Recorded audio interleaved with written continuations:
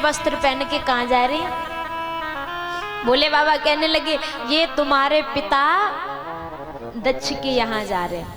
तो सती मैया कहने लगी मैं क्यों नहीं जा रही, मेरे तो पिता है। तो भोले बाबा कहने लगे तुम्हारे पिता दक्ष ने सभी को बुलवाया है पर लेकिन तुम्हें नहीं बुलवाया, और बिना बुलाए किसी के यहाँ नहीं जाना चाहिए, कि बिना बुलाए जाओगे आदर सत्कार ना पाओगे। सती मैया जिद करने लगी कि महादेव जी मैं तो जाऊंगी, मैं तो जाऊंगी, मेरे पिता ने यज्ञ रचाया है।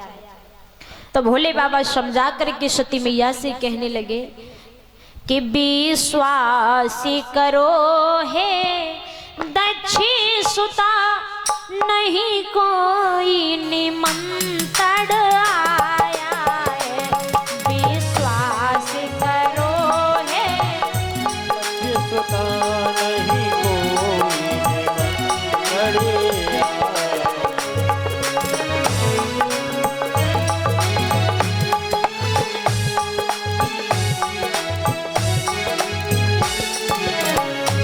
जो जाता है उसे जाने दो, वहाँ तुम्हें नहीं बुलवाया है।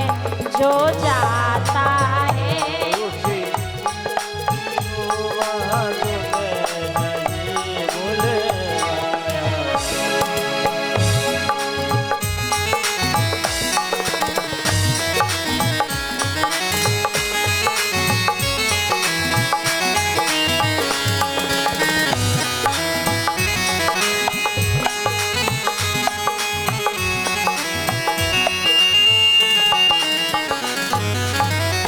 बोलिए शंकर भगवान की।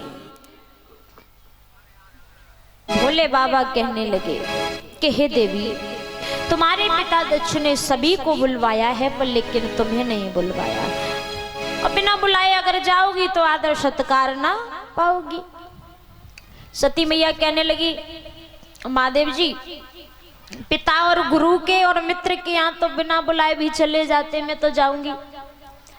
भोले बाबा कहने लगे अगर तुम्हें जाना है तो जाओ, पर लेकिन मैं जाने वाला नहीं हूं, मैं नहीं जाऊंगा। जब सती मैया नहीं मानी तो भोले बाबा ने कहा ठीक है चली जाओ। तो भोले बाबा ने एक गढ़ सेना और नंदी के साथ में सती मैया को भेज दिया।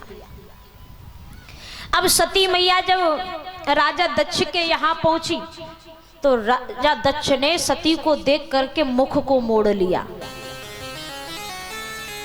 कि पिता भवन जब गई भवानी, पिता भवन जब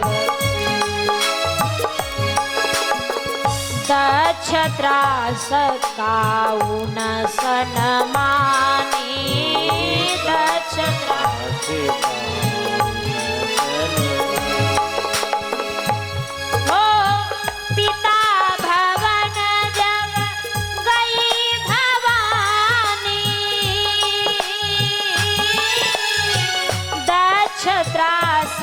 काउन सनमानी।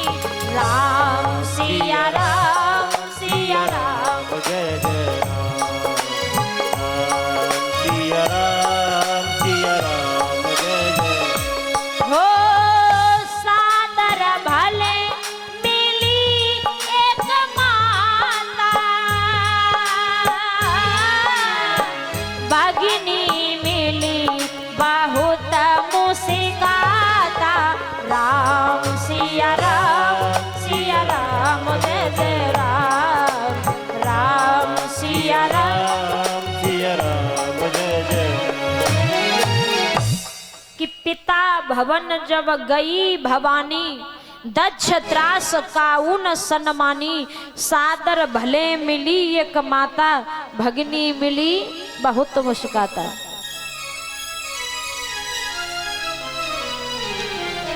जब सती मैया अपने पिता के घर पहुंची तो राजा दक्ष ने मुख मोड़ लिया।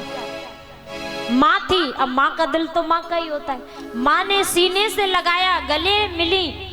जो भगनी थी, भगनी जानते हो किसे कहते हैं? बहन को। जो सती मैया की बहन थी वो सती मैया को देख देख करके हंस रहे थे।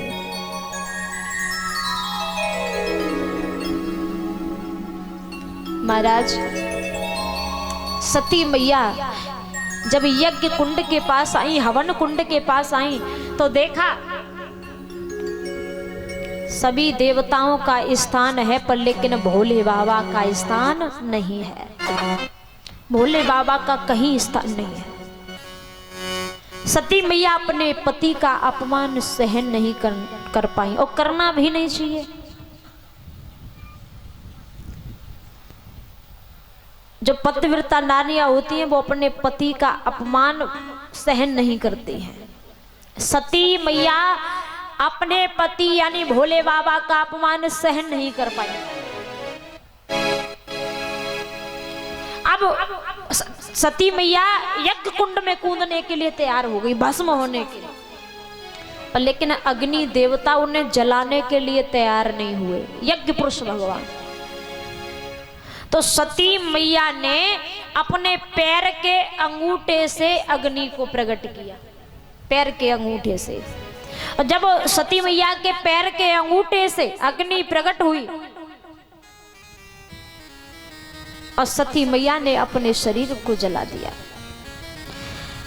सती मैया की सांसें चल रही है। जब नादिया ने देखा, कैलाश पर्वत पे जाके रोने लगा, भोले बाबा को बताया कि हे महादेव जी, सती मैया ने अपने शरीर को यज्ञ कुंड में जला के भस्म कर दिया।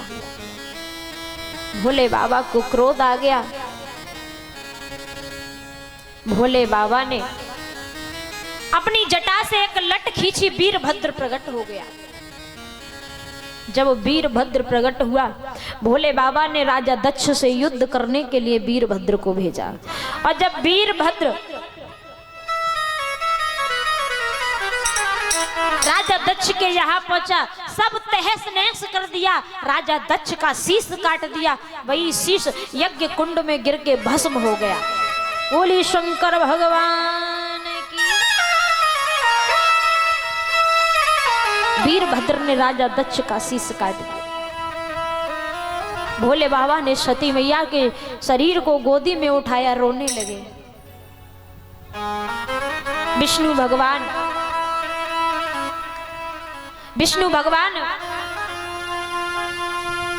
सती मैया से कहने लगे, तुम चाहो तो मैं तुम्हें पुनः जीवित कर सकता हूं।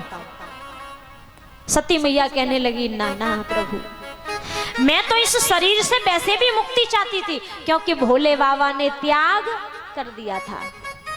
वो शरीर तो त्यागना ही था,